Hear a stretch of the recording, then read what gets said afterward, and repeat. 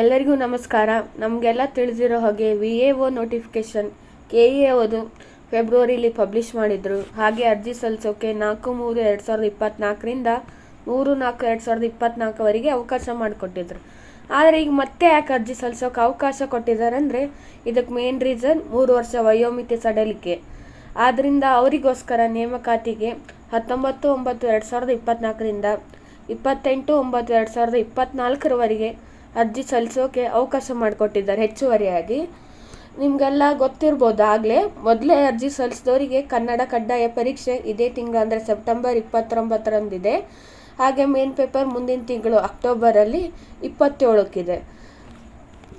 ಈಗ ಪ್ರೆಸೆಂಟ್ ಅರ್ಜಿ start ಆಗೋರಿಗೆ exam Kannada ಕಡ್ಡಾಯ ಮುಂದಿನ ತಿಂಗಳು 26/10/2024, ಹಾಗೆ ಮೇನ್ ಪೇಪರ್ 27/10/2024ಕ್ಕಿದೆ.